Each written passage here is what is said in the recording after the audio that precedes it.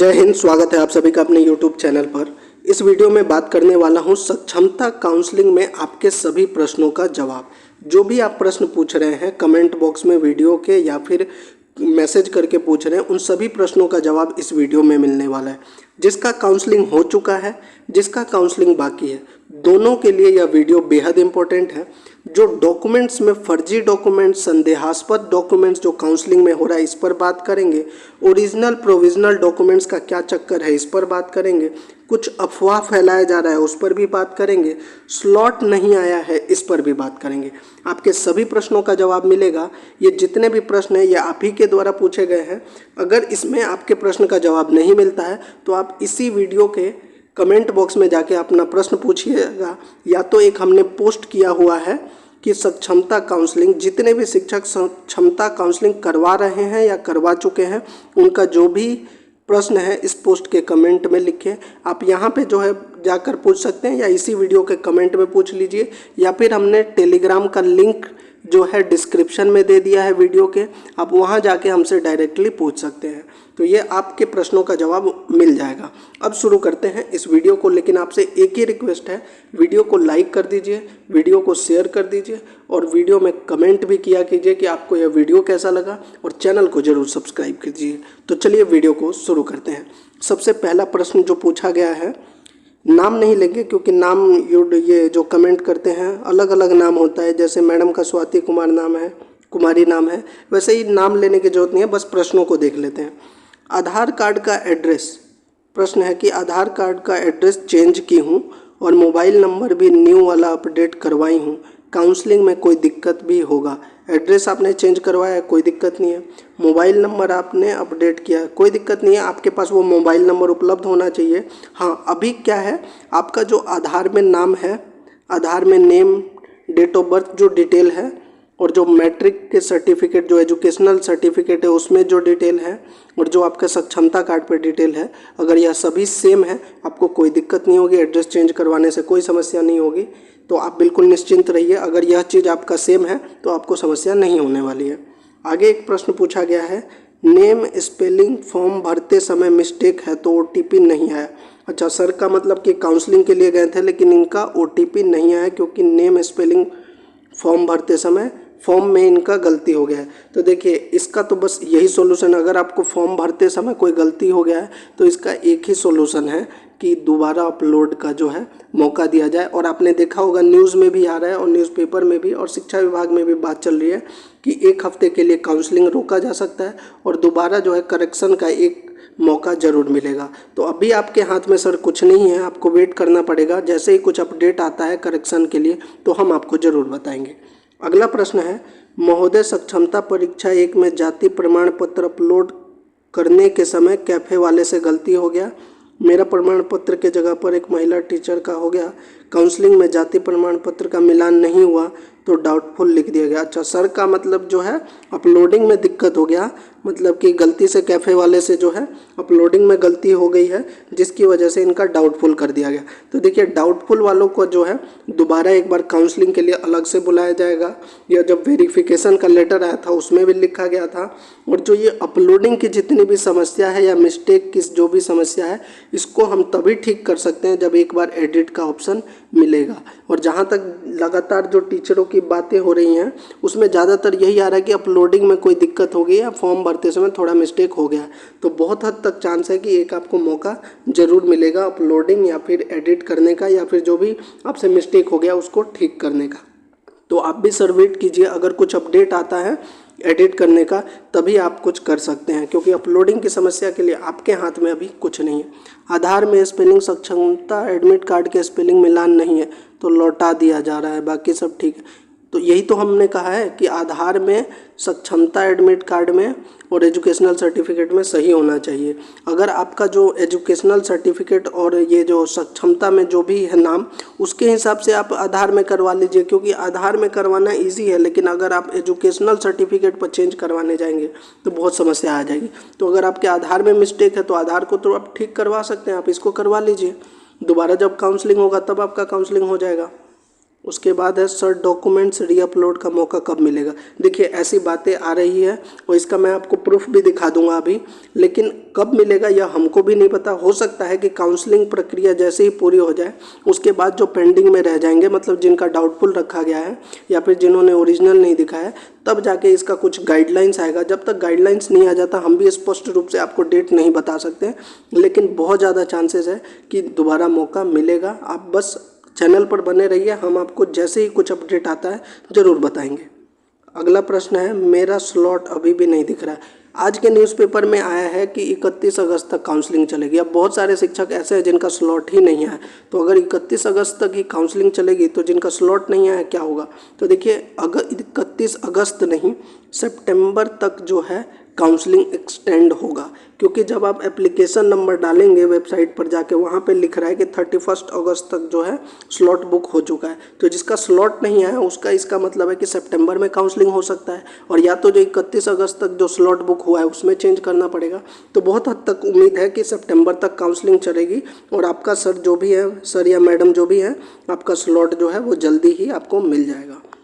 अगला प्रश्न है गुड इवनिंग सर, मेरा बीटेड 2011 के एडमिट कार्ड में 5/3/1900 डेट ऑफ बर्थ का है, जबकि सभी में इतना है, तो क्या करें। केवल मार्कशीट ही बीटेड का लोड है, सितंबर में एफिडेविट बनवा ले बाद में। अच्छा, इनका कहने का मतलब है इनके सर्टिफिकेट पे जो है एक में डेट ऑफ बर्थ गलत है।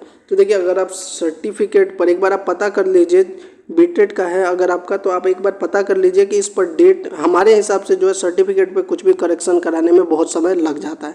तो अगर आपके काउंसलिंग में डाउटफुल लिख दिया गया है तो देखिए इसका क्या है, TRE 1 और TRE 2 का अगर आप देखिएगा तो ऐसे बहुत से शिक्षक थे जिनके पास ओरिजिनल नहीं था या फिर कुछ स्पेलिंग मिस्टेक था, तो उस समय क्या किया गया था कि एफिडेविट लेकर ज्वाइन कर दिया गया था। तो बहुत अच्छी संभावना यह है कि हो सकता है कि आपका जो है जब दोबारा काउंसलिंग के लिए मौका मिले तब आपका एफिडेविट लेके कर दिया जाए, क्योंकि देखिए नेम वगैरह में छोटा मिस्टेक होता है या फिर किसी सर्टिफिकेट पे थोड़ी बहुत मिस्टेक है, तो उसके लिए एफिडेविट इसीलिए होता है। एफिडेविट वहाँ पर देकर आपको ज्वाइन करा दिया जाए और फिर आपको मौका दिया जाए कि बाद में आप जो है इसको ठीक करवा लें, क्योंकि अगर अभी आप इस सर्टिफिकेट पे करेक्शन करवाइएगा तो हमारे हिसाब से कम 3 से 6 महीना लग जाएगा। अगला प्रश्न देखते हैं। सर जी, जिसका काउंसलिंग नहीं हुआ है, मेरा अटेंडेंस बन गया, थम्स भी हो गया, फिंगर भी हो गया, लेकिन आधार कार्ड नेम से एडमिट कार्ड नेम में, हाँ यहाँ भी वही समस्या है। ज़्यादातर यही प्रश्न आ रहा है कि आधार से और मतलब कि स्पेलिंग मिस्टेक है। तो देखिए स्पेलिंग मिस्टेक के लिए यही कर सकते हैं कि काउंसलिंग दोबारा जब होगा तब एफिडेविट लेकर ठीक कर दिया जाए, ज्वाइन करा दिया जाए, उसके बाद मौका दिया जाए इनको कि ये दोबारा जो है अपना करेक्शन करवा सके। और आधार से तो आप चेंज करवा सकते हैं अगर आपका आधार में कोई मिस्टेक है, बाकी सारे दिक्कत उनको होगी जिनका डॉक्यूमेंट्स में अलग अलग डॉक्यूमेंट्स पे अलग अलग नाम है, मतलब हर 2-3 डॉक्यूमेंट पे अगर फ़र्क है तब दिक्कत होगी, क्योंकि डॉक्यूमेंट्स पे चेंज करवाना मुश्किल है। लेकिन आधार में अगर आपकी कोई गलती है तो उसको तो आप चेंज करवा सकते हैं, 1 हफ्ते के अंदर आधार वाली चीज़ सॉल्व हो सकती है। अगला प्रश्न है सर जी, जिसका काउंसलिंग नहीं हुआ है, मेरा अटेंडेंस बन, ये प्रश्न का सेम ही है, इसका जवाब दे दिया। एक चीज़ और मैं बताना चाहूँगा, देखिए हम जो आपको बता रहे हैं यह हमारा जो है टीचरों से जो बात हुई है या फिर जो एक्सपीरियंस है उसके आधार पर बता रहे हैं। अगर आपके पास इससे अच्छा कोई ऑप्शन है तो आप उसके लिए जाइए। हम बस आपको एक प्रश्न आप पूछ रहे हैं इसलिए हम आपको जवाब दे रहे हैं। अगर आपको लगता है कि मैं जो बता रहा हूँ वो ठीक नहीं है, उससे अच्छा ऑप्शन आपके पास है, तो आप वह भी ज़रूर अपनाइए। अगला प्रश्न है कुमारी देवी वाला सरनेम में दिक्कत है। सर बिल्कुल दिक्कत है मैम। एक महिलाओं के जो है उसमें देखा गया कि एजुकेशनल सर्टिफिकेट पे कुमारी नेम है, आधार कार्ड में देवी है। ये हो जाता है, शादी के बाद देवी ज़्यादातर हमारे बिहार तरफ में जो है और पहले जो है कुमारी रहता है। तो बिल्कुल दिक्कत हो रहा है। दिक्कत कहाँ पे हो रहा है, OTP नहीं आ रहा है, यहाँ पे दिक्कत हो रहा है। तो यही काम कर सकते हैं कि देखिए OTP, इसके लिए भी यही सॉल्यूशन है। अब देखिए इसमें क्या चेंज करवाइएगा, आप सारे सर्टिफिकेट पर चेंज करवा नहीं सकते हैं, तो यहाँ भी बस यही है कि एफिडेविट को मान्य किया जाए। अभी मैंने कुछ देखिए मैं 5-6 DRC पे जहाँ पे देखा वहाँ पे एफिडेविट नहीं लिया गया, लेकिन आप ही में से कुछ टीचर्स जो हैं वो कमेंट में कह रहे हैं कि हमारे DRC पे एफिडेविट लिया जा रहा है। तो अगर एफिडेविट लिया जा रहा है तो ये समस्या दूर हो जाएगी, और नहीं लिया जा रहा है तब दिक्कत होगी। तो आपको जो है हो सकता है कि OTP ना आए अगर एक पे कुमारी है, क्योंकि एक टीचर ने हमें बताया कि उनके नाम में स्पेस नहीं था आधार पे और सर्टिफिकेट पे स्पेस था, तो इसकी वजह से OTP नहीं आया।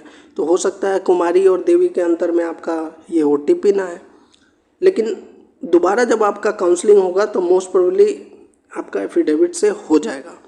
आधार में स्पेलिंग में एक लेटर ज़्यादा हो गया, देखिए इनका भी यही समस्या है, नेम मिसमैच हो रहा है इसलिए OTP नहीं आ रहा। तो ज़्यादातर शिक्षकों की यही समस्या है कि OTP की समस्या की वजह से जो है परेशान है। अगला प्रश्न है, सर्टिफिकेट में कुमारी है, शादी बाद कोई राय दास मिश्रा मनवाती टाइटल लगा के आधार पैन कार्ड पर। बिल्कुल जायज़ प्रश्न है। शादी के बाद तो वो चेंज हो जाता है, तो मिसमैच हो गया है, तो इसका समाधान करें। देखिए समाधान हम नहीं कर सकते, समाधान एजुकेशन डिपार्टमेंट को इस पर सोचना होगा, हम सिर्फ आपको जानकारी दे सकते हैं। हम बस यह कह रहे हैं कि एफिडेविट को मान्य किया जाए। और देखिए शिक्षा विभाग को क्या चाहिए, अगर आप चाहते हैं फर्जी शिक्षक, यही चाहते हैं ना कि फर्जी शिक्षकों को बाहर किया जाए, तो फर्जी शिक्षक को अगर आप देखना है तो आप डॉक्यूमेंट चेक कीजिए ना कि ओरिजिनल है या फर्जी है।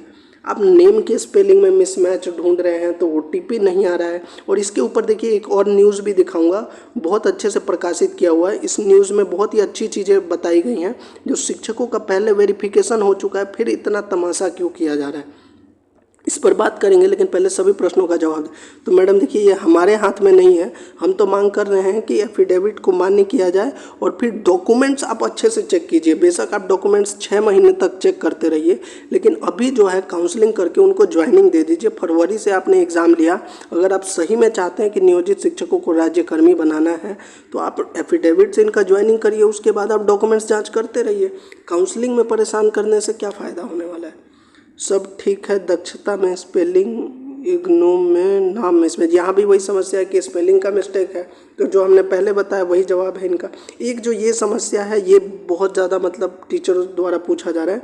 2003 में बहाल टीचर को जो है ज्वाइनिंग लेटर का जेरोक्स दिया गया था। अब ये बताइए इसमें शिक्षकों की क्या गलती है, जब उनको नियोजन पत्र का जेरोक्स दिया गया तो अब ओरिजिनल वो कहाँ से पैदा करके लाए, इस पर शिक्षा विभाग को सोचना चाहिए। और ये शिक्षा विभाग को भी ये सब चीज़ें जानकारी मिल रही है, इसीलिए जो है कहा जा रहा है कि कुछ बदलाव देखने को मिलेगा। तो आप लोग जो है परेशान बिल्कुल नहीं होना है, आपके समस्याओं का समाधान होगा। अभी थोड़ा सा ये है कि लगातार जो है बहुत सारे शिक्षक इस पर परेशान हो रहे हैं क्योंकि उनका काउंसलिंग में डाउटफुल लिख दिया जा रहा है। लेकिन डाउटफुल का ये मतलब नहीं है कि आपका काउंसलिंग नहीं होगा और आपको बाहर कर दिया जाएगा, आपका काउंसलिंग होगा।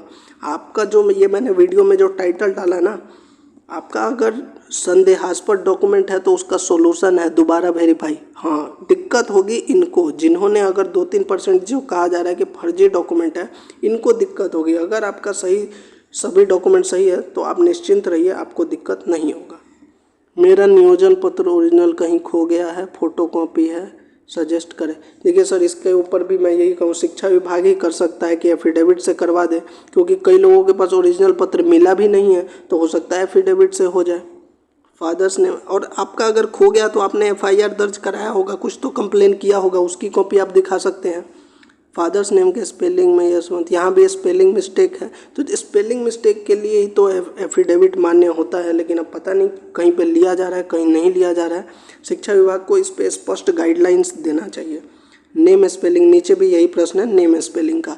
तो ये थे आपके द्वारा पूछे गए प्रश्न। अभी भी आपका कोई प्रश्न है आप कमेंट बॉक्स में पूछिए, हम अगले वीडियो में जवाब दे देंगे। और अगर आपको डायरेक्टली कुछ पूछना है तो टेलीग्राम में जाइए हमारे, वहाँ से आप डायरेक्टली हमसे मैसेज करके बात करके पूछ सकते हैं। अभी जो मैं बात बता रहा था कि देखिए प्रूफ की जो मैं बात कर रहा था, परीक्षा एजेंसी DPO के स्तर से हो चुका है वेरिफिकेशन। आपकी बातें जो है शिक्षा विभाग तक पहुंच रही है, क्योंकि रोज़ाना आपने देखा होगा सक्षमता काउंसलिंग के ऊपर जो है न्यूज़पेपर में प्रमुखता से खबर दिखाई जा रही है। यानी शिक्षा विभाग तक आपकी जितनी परेशानियां वो पहुंच रही है, और शिक्षा विभाग भी जल्द ही इस पर कुछ ना कुछ गाइडलाइन जरूर देगा। अब ये जो खबर थी कि देखिए इसमें लिखा हुआ है कि पहले ही शिक्षकों का, बिहार सरकार ने जब इन शिक्षकों को सरकारी शिक्षक का दर्जा प्रदान करने की नियमावली बनाई, तब इन शिक्षकों ने विभागीय निर्देश पर सक्षमता परीक्षा उत्तीर्ण होने का मन बनाया। विभाग ने परीक्षा संचालन के लिए बिहार विद्यालय परीक्षा समिति को एजेंसी के रूप में चयनित किया। समिति ने सभी शिक्षकों से ऑनलाइन फॉर्म भरवाया, जिसमें शिक्षकों ने अपने सभी शैक्षणिक एवं प्रशैक्षणिक प्रमाण पत्र, दक्षता प्रमाण पत्र, TET एवं अन्य प्रमाण पत्र को स्कैन करवाकर अपलोड किया। समिति के स्तर से सभी चीज़ों को ठीक पाए जाने के बाद संबंधित जिला के डीपीओ स्थापन के लॉगिन में उन शिक्षकों का विवरण भेजा गया जिन शिक्षकों का आवेदन एवं नियोजन इत्यादि सही पाया गया। उन शिक्षकों के बारे में डीपीओ स्थापना के स्तर से प्रतिदिन समिति को रिपोर्ट भेजी गई। तब जाकर बिहार विद्यालय परीक्षा समिति ने नियोजित शिक्षकों को प्रवेश पत्र ऑनलाइन जारी किया। शिक्षा क्षेत्र के जानकार लोगों का कहना है कि जब इतनी प्रक्रिया पूरी हो गई, यही बात हम कह रहे हैं, जब पहले आप सब कुछ चेक कर चुके हैं तो अब काउंसलिंग में ये क्या तमाशा लगा रखा है। अगर आपको चेक करना है, अब आप ये चेक कीजिए कि जो ऑनलाइन डॉक्यूमेंट्स अपलोड किया गया है और जो इनके पास ओरिजिनल डॉक्यूमेंट्स है वो फर्जी तो नहीं। आप डॉक्यूमेंट्स चेक कीजिए, तो आप फालतू चीज़ें चेक करके परेशान कर रहे हैं। तो इसके ऊपर ज़रूर जो है शिक्षा विभाग कुछ ना कुछ दिशा निर्देश निकालेगी और आपके जितने भी प्रश्न हैं उनका जवाब मैंने दे दिया है। अगर आपको अच्छा लगे या फिर आपको लगता है इससे अच्छा कोई सोल्यूशन है आपके पास तो आप उसके लिए जाएं।